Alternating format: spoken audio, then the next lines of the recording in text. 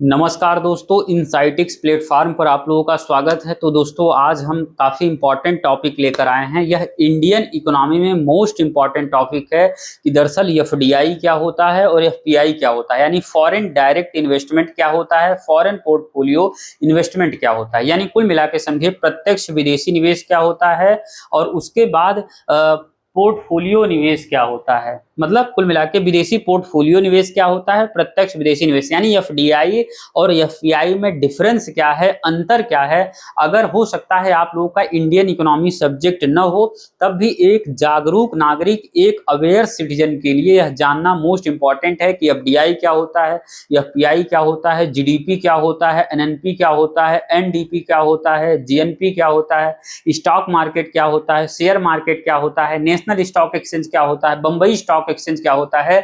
इन सब सारी चीजों को जानना मोस्ट इंपॉर्टेंट है। भले ही आपका इंडियन इकोनॉमी सब्जेक्ट हो न हो, लेकिन यह एक जागरूक नागरिक होने के नाते जो है इन सब सारी चीजों को जानना मोस्ट इंपॉर्टेंट है। क्लियर? इससे आपका मतलब जो जागरूकता है, जो क्लैरिटी लेवल है, अंडरस्टैंडिंग लेवल पे है, जो विजनरी अप्रोच है, वो काफी ज्यादा डेवलप हो जाता है या नेक्स्ट लेवल पर पहुंच जाता है। क्लियर?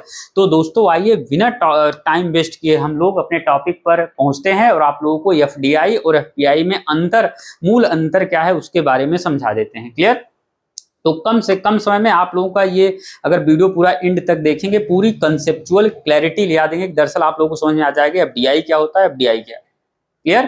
तो आइए एफडीआई और एफपीआई के बारे में समझते हैं। एक तरफ आप लोगों को दिख रहा होगा, एक तरफ एफडीआई लिखा है यानी फॉरेन डायरेक्ट इन्वेस्टमेंट लिखा गया है, एफडीआई दूसरी तरफ लिखा गया है फॉरेन पोर्टफोलियो इन्वेस्टमेंट, यानी एफपीआई क्या होता है। मैंने देखे 6-7-8 पॉइंट में सारी चीजों को कवर कर दिया है। इन 7-8 पॉइंट के जरिए आप लोगों को एफडीआई और एफपीआई में बिल्कुल कंसेप्चुअल क्लैरिटी ले आ दूंगा। क्लियर? तो आइए दोस्तों हम लोग देखते हैं कि दरअसल फॉरेन डायरेक्ट इन्वेस्टमेंट यानी प्रत्यक्ष विदेशी निवेश, या इसको एफडीआई कहते हैं। कुल मिला के एफडीआई और एफपीआई का मैं इस्तेमाल करूंगा। क्लियर? देखिए, एफडीआई का मतलब होता है जैसे अगर आप लिस्टेड कंपनी में अगर 10% से ज्यादा इन्वेस्टमेंट करते हैं तो दरअसल वो पैसा एफडीआई ही होगा। अगर कोई विदेशी इन्वेस्टर्स, विदेशी निवेशक जो है, अगर किसी कंपनी में अगर 10% से ज्यादा इन्वेस्टमेंट करता है तो वो पैसा एफडीआई ही कहा जाएगा, एफपीआई नहीं कहा जाएगा। क्लियर? कुल मिला के समझिए लिस्टेड कंपनी और अनलिस्टेड कंपनी थोड़ा सा समझ लीजिए। देखिए, लिस्टेड कंपनी का मतलब होता है भारत में जो है जैसे बंबई स्टॉक एक्सचेंज और नेशनल स्टॉक एक्सचेंज, ये आप लोगों के नाम सुना होगा, बंबई स्टॉक एक्सचेंज और नेशनल स्टॉक एक्सचेंज का।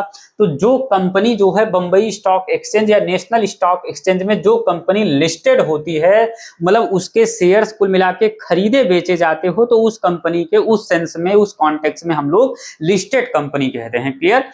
तो उस कंपनी के शेयर्स जो है, जो उस कंपनी के शेयर्स होते हैं वो कुल मिला के खरीदे और बेचे जाते हों, तो वैसी कंपनी के हम लोग जो है क्या कहते हैं, लिस्टेड कंपनी। क्लियर? तो मैं उस सेंस में लिस्टेड अनलिस्टेड का इस्तेमाल कर रहा हूं। आप लोग समझ गए होंगे। एक बार वो क्लियर करता हूं, मैं लिस्टेड अनलिस्टेड का इस सेंस में इस्तेमाल कर रहा हूं। जो कंपनी, आप लोगों ने सुना होगा, जो शेयर मार्केट है भारत का, बंबई स्टॉक एक्सचेंज, एक होता है नेशनल स्टॉक एक्सचेंज।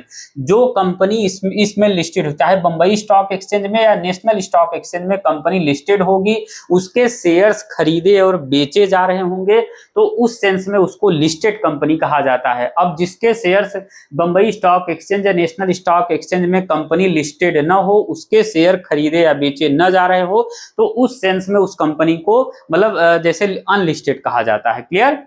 तो उस सेंस में मैं इस्तेमाल कर,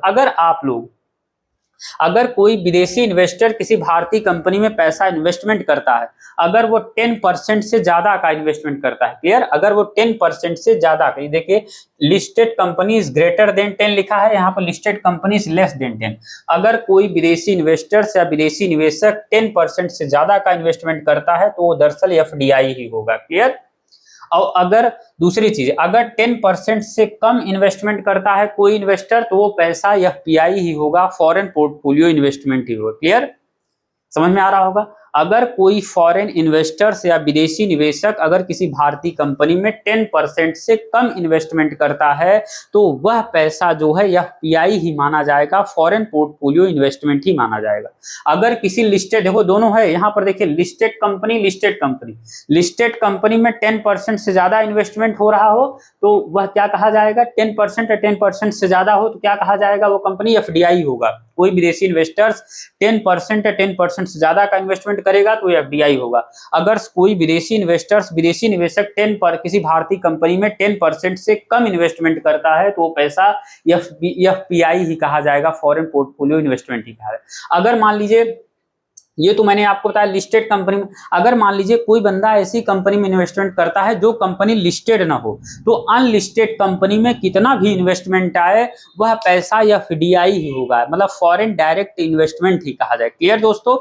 अगर कंपनी लिस्टेड नहीं है तो लिस्टेड कंपनी में कितना भी विदेशी निवेश या विदेशी इन्वेस्टमेंट आए वह पैसा एफडीआई ही कहा जाएगा, फॉरेन डायरेक्ट इन्वेस्टमेंट यहाँ पर लिखा गया है। देखिए लिस्टेड कंपनी में अगर 10% से ज्यादा है तो एफडीआई होगा। अगर अनलिस्टेड कंपनी में कितना भी इन्वेस्टमेंट आए जो है तो कुल मिला के क्या कहा जाएगा, वो एफडीआई ही कहा जाएगा। अनलिस्टेड में कितना भी इन्वेस्टमेंट आए एफडीआई। लिस्टेड कंपनी में क्राइटेरिया है, अगर 10% से ज्यादा आ रहा है तो एफडीआई होगा, 10% से कम लिस्टेड कंपनी में इन्वेस्टमेंट आ रहा है फॉरेन इन्वेस्टमेंट तो ये दरअसल एफपीआई ही होगा। क्लियर? याद रखिएगा। दूसरी चीज मैंने बताया, अगर अनलिस्टेड कंपनी में कितना भी इन्वेस्टमेंट आए तो वो पैसा एफडीआई होगा, फॉरेन डायरेक्ट इन्वेस्टमेंट होगा। दूसरी चीज यहाँ पर लिखा है, अभी कंपनी के शेयर मार्केट में नहीं बिकते हैं तो उस सेंस में उसको अनलिस्टेड कहा जाता है। यहाँ पर ठीक क्लासिफाई किया है। अनलिस्टेड का मतलब अभी कंपनी के शेयर मार्केट में नहीं बिकते हैं, नहीं मतलब खरीदे बेचे जाते हैं तो उसलिए उसको अनलिस्टेड कहा जाता है। क्लियर? लिस्टेड अनलिस्टेड क्लियर हो गया होगा। दूसरी चीज एफडीआई एफपीआई, पहला पॉइंट क्लियर हो गया। अब दूसरा पॉइंट देखते हैं। एफडी, अगर कोई बंदा फॉरेन डायरेक्ट इन्वेस्टमेंट करता है, मतलब कुल मिला के समझिए अगर कोई विदेशी निवेशक अगर 10% से ज्यादा इन्वेस्टमेंट करता है यानी वह बंदा मतलब कंपनी में इन्वेस्टमेंट करने का ज्यादा इच्छुक है, वह लॉन्ग टर्म उसके साथ रहना चाहता है, उस कंपनी के साथ रहना चाहता है। क्लियर? तो कुल मिला के समझिए वह बंदा ओनरशिप प्राप्त करना चाहता है उस कंपनी में और मैनेजमेंट में अपनी भूमिका, कंपनी के मैनेजमेंट में, कंपनी के प्रबंधन में अपनी भूमिका निभाना चाहता है। कुल मिला के कंपनी के कंट्रोल में अपनी भूमिका निभाना चाहता है। मैंने कहा एफडीआई का मेन टारगेट क्या होता है, ऑनरशिप प्लस मैनेजमेंट, मतलब वह बंदा जो विदेशी निवेशक अगर भारत में इन्वेस्टमेंट करता है 10% से ज्यादा तो उसका मेन टारगेट होता है कंपनी के ऑनरशिप में भूमिका निभाना प्लस साथ ही साथ कंपनी के मैनेजमेंट में, प्रबंधन में भूमिका निभाना होता है। क्लियर? जो बंदा एफडीआई करता है। क्लियर? क्योंकि ये पैसा, और दूसरी चीज पहले एफपीआई समझिए फिर। अब देखिए एफपीआई का मेन टारगेट ऑनरशिप मैनेजमेंट बिल्कुल नहीं होता। जो बंदा एफपीआई के थ्रू इन्वेस्टमेंट करता है, फॉरेन पोर्टफोलियो इन्वेस्टमेंट, उसका मेन टारगेट ऑनरशिप मैनेजमेंट होता ही नहीं। यहाँ पर क्रॉस लगा गया है यहाँ, यानी कि ऑनरशिप मैनेजमेंट एफपीआई का मेन टारगेट होता ही नहीं। एफपीआई का मेन टारगेट होता है केवल प्रॉफिट कमाना। मतलब कुल मिला के समझिए एफपीआई वाला बंदा मेन चाहता है कि उसको जो है जल्दी से जल्दी लाभ कमाना चाहता है। क्लियर? एफपीआई। तो आप लोग समझ में आ रहा हो, एक बार और पॉइंट क्लियर कर देता हूं। देखिए एफडीआई का मेन टारगेट होता है, जो बंदा एफडीआई के थ्रू इन्वेस्टमेंट करता है उसका मेन टारगेट होता है कि कंपनी पर, मतलब कंपनी की ऑनरशिप प्राप्त करना और कंपनी के मैनेजमेंट में, रोल में, मतलब कंपनी के प्रबंधन में भूमिका निभाना होता है। लेकिन जो बंदा एफपीआई करता है फॉरेन पोर्टफोलियो इन्वेस्टमेंट, वो जो है ऑनरशिप मैनेजमेंट में वो भूमिका नहीं चाहता, बिल्कुल भूमिका नहीं चाहता। दूसरी चीज क्या चाहता है, केवल प्रॉफिट पर फोकस करता है। एफपीआई के थ्रू जो इन्वेस्टमेंट करता है वह केवल प्रॉफिट पर ध्यान देता है, जैसे ही लाभ होता है वो तुरंत दूसरे जगह चला जाता है। क्लियर? कुल मिला के प्रॉफिट और रिटर्न्स का खेल है। यह जो एफपीआई करता है समझिए मोटा मोटी ये केवल प्रॉफिट पर फोकस करता है। ये जो है ये कंपनी के कंट्रोल और रिटर्न्स, ये कंपनी पर कंट्रोल में भूमिका निभाता है। कुल मिला के एफपीआई वाला बंदा कंपनी के रिटर्न्स, मुनाफा देखता है। अगर वहां फायदा होगा तो शेयर खरीद लेगा, उसके बाद उसको फायदा होगा तो शेयर बेच के चला जाएगा। क्लियर। अब आइए तीसरे पॉइंट में देखते हैं। एफडीआई के रूप में जो धनराशि भारत में आती है वो लॉन्ग टर्म अप्रोच से आती है, लंबे समय के लिए आती है। क्लियर। अगर कोई विदेशी इन्वेस्टर्स, विदेशी निवेशक अगर भारत में इन्वेस्टमेंट कर रहा है, अगर एफडीआई कर रहा है, मैंने कहा 10% से ज्यादा, अगर तो लॉन्ग टर्म अप्रोच से आती है। मतलब उसका मेन टारगेट्स होता है कि कंपनी को हमको चलाना है, कंपनी को लंबे समय तक, जैसे 10 साल, 20 साल, 50 साल, 100 साल तक कंपनी को मतलब हमको कुल मिला के चलाना है। लेकिन जो एफपीआई, फॉरेन पोर्टफोलियो इन्वेस्टमेंट के रूप में जो धनराशि, जो इन्वेस्टमेंट आता है, उसका शॉर्ट टर्म अप्रोच होता है। क्लियर। शॉर्ट टर्म अप्रोच का मतलब थोड़े समय के लिए, जैसे किसी शेयर मार्केट में शेयर खरीद लिए, जैसे ही लाभ हुआ तुरंत अब लाभ निकाल कर जो है किसी दूसरे देश में चले जाना, तो कुल मिला के इतना शॉर्ट टर्म होता है। अब एक बार और देखिए तीसरा पॉइंट देखिए, फॉरेन डायरेक्ट इन्वेस्टमेंट एफडीआई के रूप में जो धनराशि, जो इन्वेस्टमेंट भारत में आता है वह लॉन्ग टर्म अप्रोच से आता है, लंबे समय के लिए, जैसे 10 साल, 20 साल, 50 साल। कोई विदेशी निवेशक अगर एफडीआई के थ्रू, मतलब अगर 10% से ज्यादा, आप सोचिए अगर कोई बंदा 10% से ज्यादा किसी कंपनी में पैसा लगा रहा है तो उसका लॉन्ग टर्म ही अप्रोच होगा ना, उसका मतलब लंबे समय तक हमको चलाना है। अगर 10% ज्यादा हो सकता है, 10% ज्यादा हो सकता है, 50%, 40%, 100% भी हो सकता है इन्वेस्टमेंट करे पूरी कंपनी। क्लियर। हो सकता है पूरी कंपनी का मालिक हो पूरी तरीके से, हो सकता है उसमें 40% हिस्सा, 20%, 10%, 10% ज्यादा, इस तरीके से हिस्सेदारी हो सकती है। क्लियर।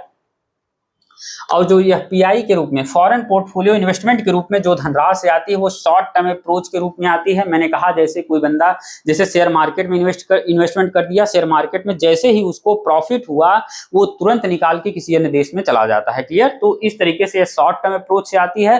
एफपीआई के रूप में जो धनराशि होती है वो शॉर्ट टर्म अप्रोच से आती है, और एफडीआई के रूप में जो धनराशि आती है वो लॉन्ग टर्म अप्रोच से आती है। मैंने कहा इस बंदे का मेन टारगेट होता है जो 10% से ज्यादा इन्वेस्टमेंट करेगा, उसका मेन टारगेट क्या होगा, कंपनी को लंबे समय तक हमको चलाना है। क्लियर। कम से कम 10 साल, 20 साल, 50 साल, इस तरीके से। क्लियर।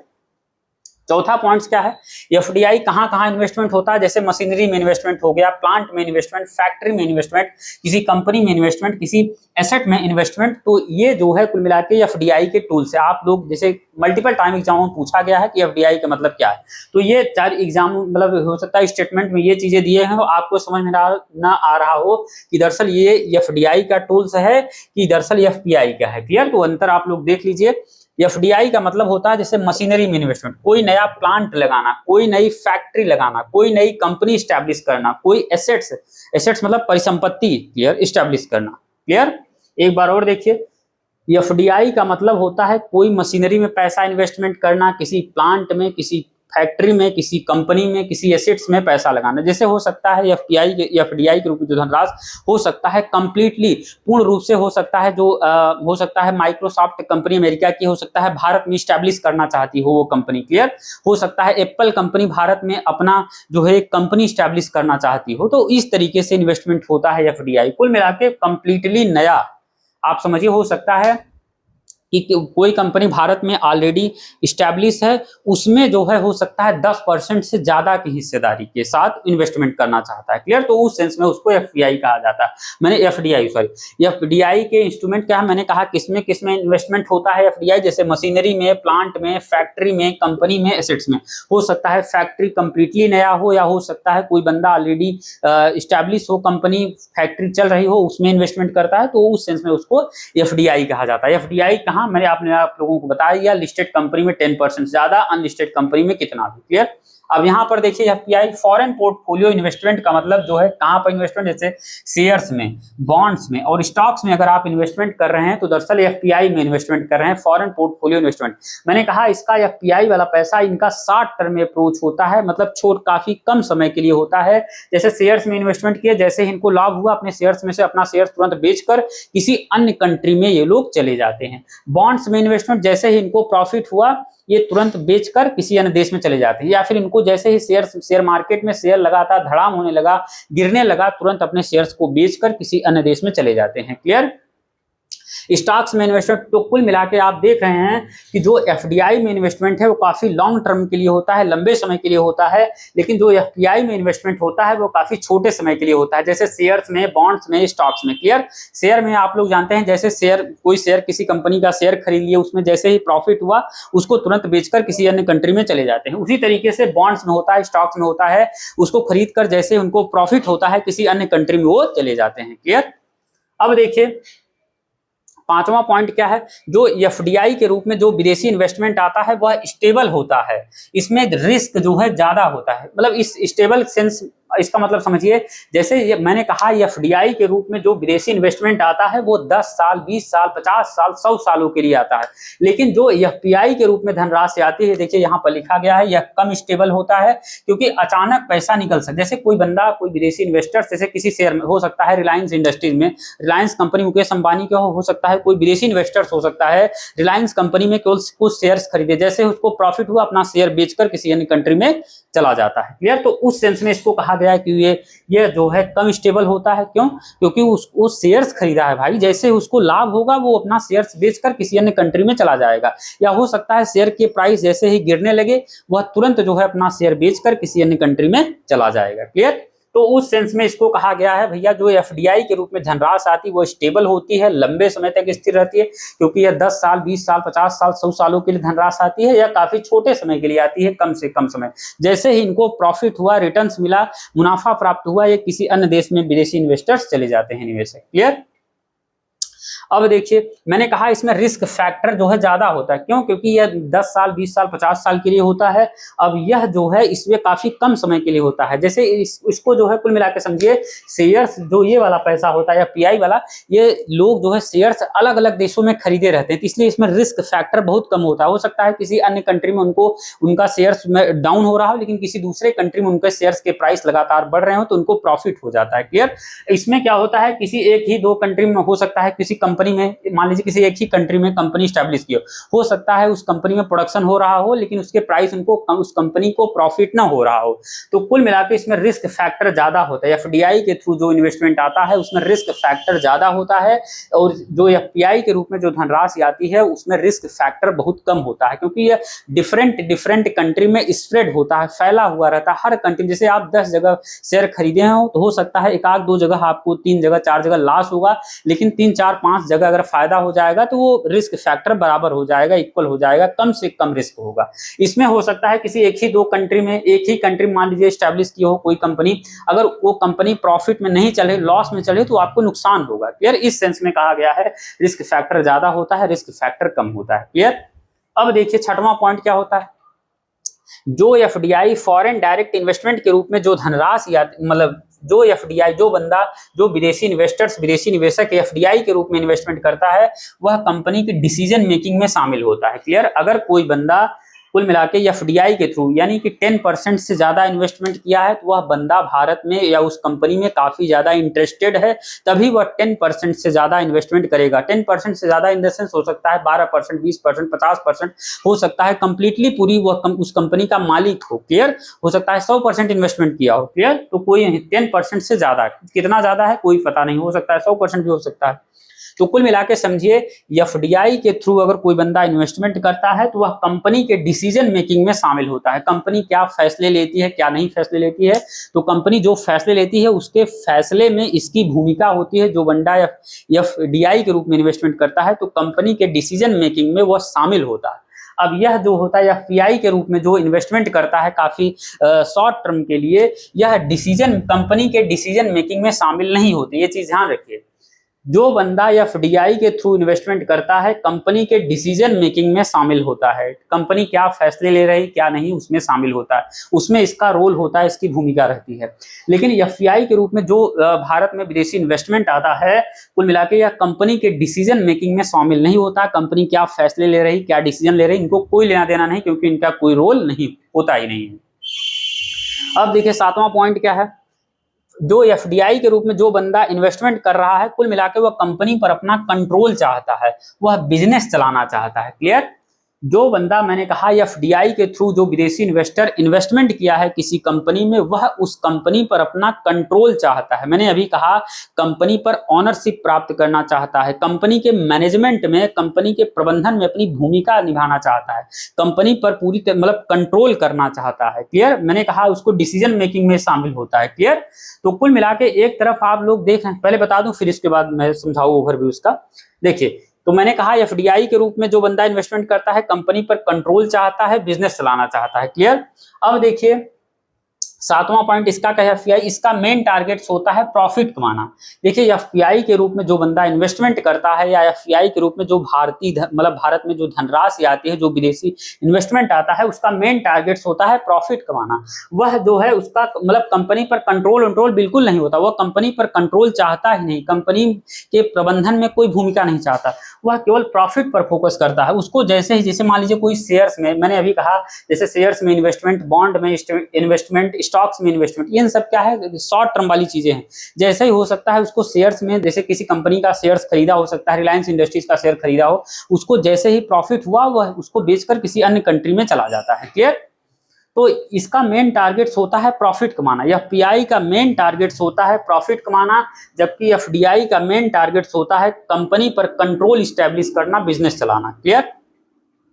अब यहां पर देखिए इसका मतलब क्या होता है, यहां पर नीचे लिखा गया है कंपनी पर कंट्रोल और बिजनेस चलाना, कंपनी पर कंट्रोल करना और बिजनेस चलाना एफडीआई का मेन उद्देश्य होता है। मतलब इससे कंपनी पर पूरी मतलब कंट्रोल मिलती है, इसके जरिए एफडीआई के थ्रू कंपनी पर कंट्रोल मिलती है, कंपनी पर नियंत्रण का अधिकार मिल जाता है इसको, जो बंदा एफडीआई के थ्रू इन्वेस्टमेंट करता है। अब देखिए कुल मिला के एफपीआई के थ्रू इसमें सिर्फ पैसा लगाकर मुनाफा कमाया जाता है, केवल रिटर्न्स मिलता है इनको। क्लियर? अब इसमें एक चीज और समझ लीजिए, मल्टीपल टाइम एग्जाम में पूछा हुआ है कि दरअसल हॉट मनी किससे संबंधित है, तो हॉट मनी किस में लिखा हो, मैंने एफपीआई में, तो हॉट मनी जो होता है यह एफपीआई से ही संबंधित, इस बात का ध्यान रखिए, मल्टीपल टाइम एग्जाम में पूछा हुआ है। तो हॉट मनी जो होता है एफपीआई फॉरेन पोर्टफोलियो इन्वेस्टमेंट से संबंधित है। क्लियर? अब देखिए मोटा मोटी मैंने आप लोगों को एफडीआई और एफपीआई में डिफरेंस क्या है, सारी चीजों को बेहतर तरीके से बिल्कुल समझा दिया। इसको 2-3 बार देख लें तो आप लोगों को भी कंसेप्चुअल क्लैरिटी आ जाएगा। दरअसल फॉरेन डायरेक्ट इन्वेस्टमेंट क्या होता है या फॉरेन पोर्टफोलियो इन्वेस्टमेंट क्या होता है। देखिए मोटा मोटी इसमें डिफरेंस क्या है, कुल मिलाकर समझिए, जो एफडीआई होता है वह कंपनी पर कुल मिला के कंट्रोल और रिटर्न्स का खेल होता है।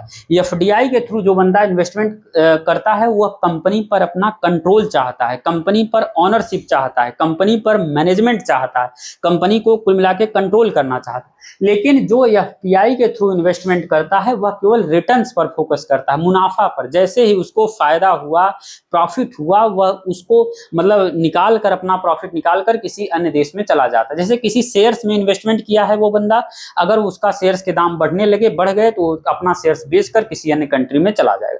तो कुल मिलाकर एफपीआई के रूप में जो धनराशि आती है वो पूरा रिटर्न्स पर फोकस करती है, मुनाफे पर फोकस करती है, प्रॉफिट पर फोकस करती है।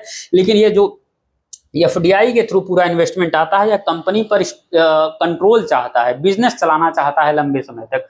कुल मिलाके समझिए जो एफडीआई के थ्रू पैसा आता है इन्वेस्टमेंट, वो हो सकता है ना, एग्जांपल थ्रू मैं आपको बताऊं, इसके थ्रू क्या होता है कि मान लीजिए कोई बंदा जो विदेशी इन्वेस्टर्स है, विदेशी निवेशक है, वह जो है कोई कंपनी स्टैब्लिश करेगा। अब जैसे कोई कंपनी स्टैब्लिश करेगा, मैंने यहाँ आपको बताया है, जैसे फैक्ट्री में इन्वेस्टमेंट, प्लांट में, कंपनी में, एसेट्स में, मशीनरी में, कोई कंपनी अगर स्टैब्लिश करेगा, इससे भारत के लोगों को रोजगार मिलेगा, रोजगार मिले, कंपनी अपना प्रोडक्शन भी चलाएगी। तो कुल मिला के कम से कम 10 साल, कम से कम 10 साल, 20 साल, 50 साल के लिए कंपनी भारत में स्टैब्लिश रहेगी।